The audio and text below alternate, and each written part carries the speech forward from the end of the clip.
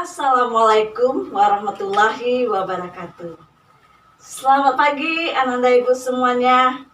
Ketemu lagi dengan Ibu Yusilawati, Guru MTS Hasanah Pekanbaru. Oke Ananda, tetap semangat. Kemudian walaupun pada saat ini masa pandemi masih, yaitu kita masih belajar pembelajaran jarak jauh, tapi kita tetap semangat ya. Untuk Ananda sekalian, tetap Ibu ingatkan, tetap Ibu berharap agar dapat mengikuti protokol kesehatan agar kita terhindar dari segalanya. Bagaimana caranya? Yang pertama, jangan lupa mencuci tangan dengan sabun tiap sebentar. Yang kedua, memakai masker kemanapun bepergian. Yang ketiga, hindari kerumunan. Yang keempat, tetap menjaga jarak 1 meter antara sesama. Semoga Ananda semuanya tetap mengikuti protokol kesehatan dan tetap semangat. Pada pagi ini kita akan melanjutkan pembelajaran kita. Tapi sebelum kita memulai pembelajaran kita, marilah kita tetap bersyukur pada Allah Subhanahu wa Ta'ala. Mari kita menuju ke kelas kita. Ananda, diawali di bab 3 ini kita akan membahas mengenai bentuk aljabar. Mengapa kita belajar bentuk aljabar? Nah, berarti di sini ada harapan-harapan yang diminta nantinya kepada Ananda. Atau tujuan pembelajaran kita itu apa sih? Yang pertama, tujuannya di sini, setelah mempelajari bentuk aljabar ini, diharapkan kepada Ananda semua dapat menyebutkan pengertian bentuk aljabar. Yang kedua, dapat menentukan suku tunggal, suku dua, suku tiga, dan suku banyak. Yang ketiga, dapat menentukan suku-suku sejenis, mana saja yang suku-suku sejenisnya. Nah, itulah harapan nantinya di akhir pembelajaran pada pertemuan yang pertama ini. Oke Ananda, mari sebelum kita mulai bentuk aljabar ini, Ibu persilahkan Ananda untuk membuka bukunya. Silahkan baca dulu bukunya mengenai bentuk aljabar. Sehingga Ananda nanti ada pandangan-pandangannya mengenai bentuk aljabar. Jika ada yang tidak paham, silahkan bertanya ke Ibu. Oke Ananda, silahkan buka bukunya. Oke, sudah dibuka bukunya? Oke. Nah, setelah Ananda baca tadi, Ibu akan merealisasikannya nanti ke dalam bentuk contoh. Oke Ananda ya. Sebenarnya bentuk aljabar ini sering kita ketemui di dalam kehidupan kita sehari-hari. Nah, contohnya di sini. Ibu Ani pergi ke pasar. Dia membeli 2 kotak buku tulis. Membeli 2 kotak buku tulis ditambah dengan 2 buah buku tulis. Sepulang dari pasar, Bu Ani meletakkan kotak-kotak buku tersebut dan 2 buah buku tulis tersebut di atas meja. Datang si Ani dari belakang bertanya, "Ma, apa isi kotak itu?" "Buku." Tentu si Ani berpikir, berapa sih isi buku yang ada dalam kotak tersebut? Nah, ini kalau kita jabarkan ke dalam bentuk matematikanya, dapat kita lihat seperti di papan tulis. Ada 2 buah kotak buku ditambah dengan 2 buah buku.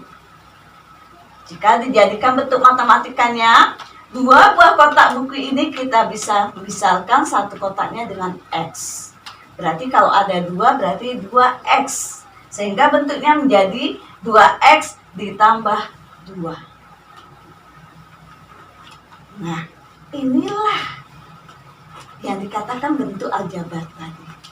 Ananda tadi sudah membaca kan apa itu bentuk aljabar. Dalam realisasinya dapat bentuknya seperti ini.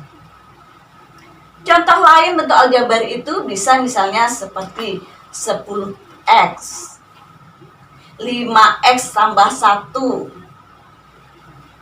3x ditambah 2p dikurang 1. Itu semuanya merupakan bentuk aljabar.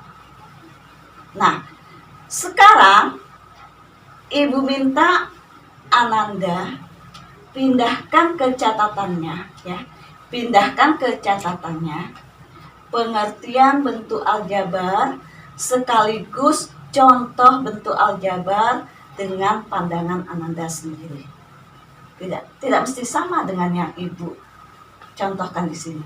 Boleh dengan gaya Ananda, kemudian dengan contoh-contoh yang telah terbayang sama Ananda, sehingga apabila itu hasil pemikiran kita sendiri akan lama ingatnya.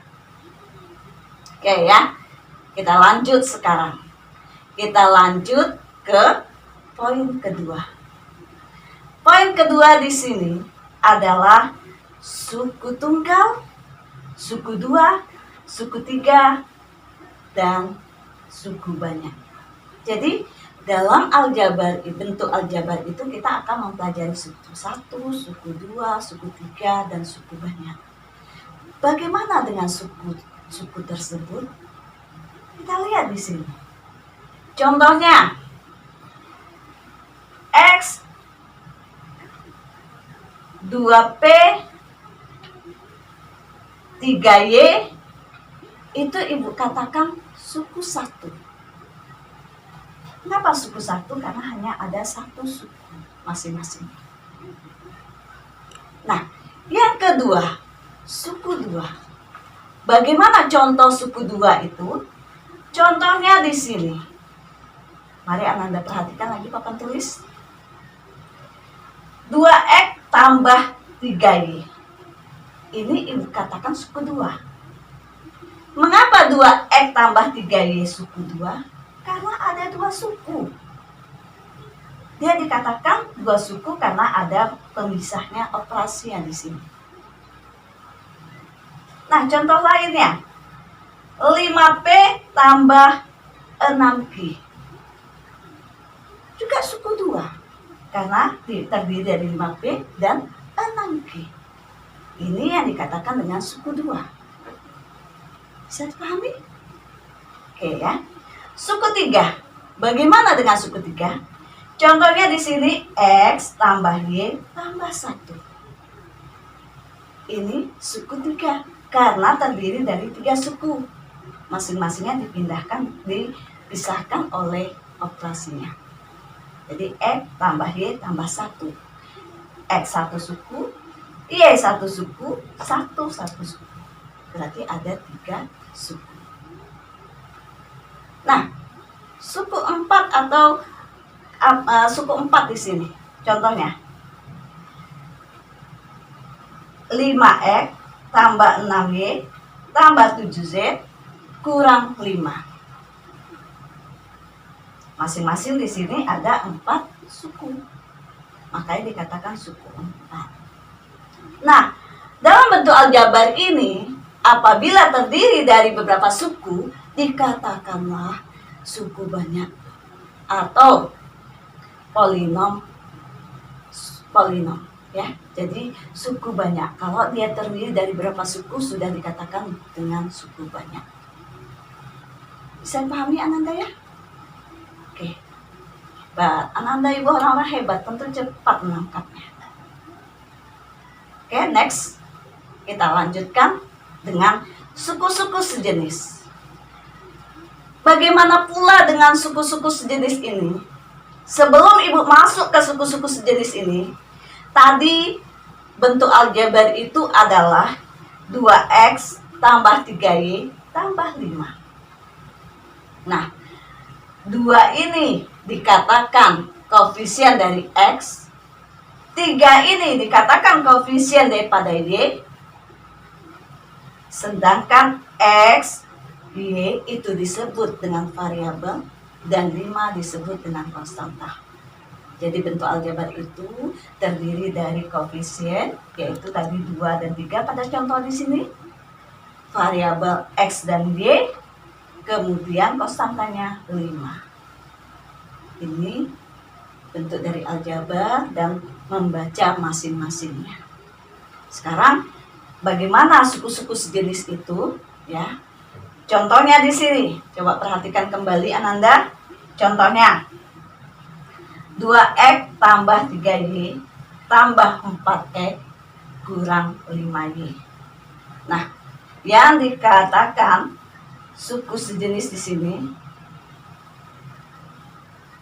adalah, coba kita lihat, yang variabelnya sama, ya, variabelnya sama dan pangkatnya sama, itu dikatakan suku-suku sejenis. Berarti di sini yang suku sejenis itu 2y dan 4y itu sejenis, 2x dan 4x sejenis, 3y dan 5y itu sejenis. Jadi apabila dia mempunyai variabel yang sama, pada variabel ini mempunyai pangkat yang sama, dia dikatakan sejenis. Walaupun koefisiennya berbeda tidak masalah. Yang jelas variabelnya harus sama dan pangkatnya juga harus sama. Jadi itu dikatakan syarat-syarat sejenis. Ini penting untuk menuju pembelajaran kita selanjutnya, ya.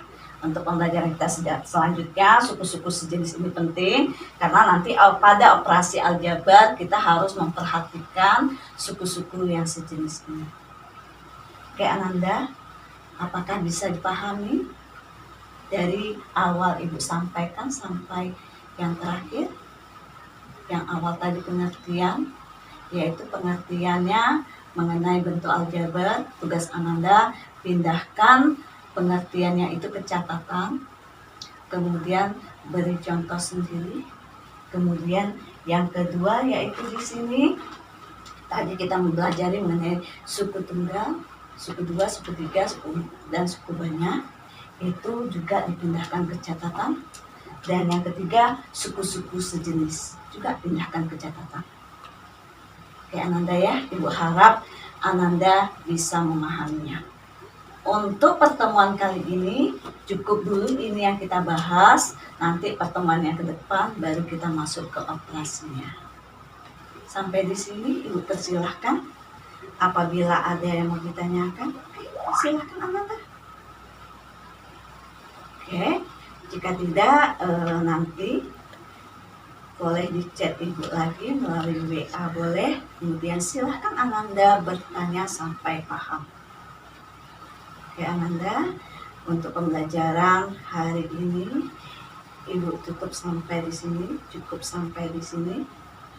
Akhirnya kita tetap selalu bersyukur pada Allah dengan mengakhiri pembelajaran kita ini dengan mengucapkan Alhamdulillahirabbil alamin. Assalamualaikum warahmatullahi wabarakatuh.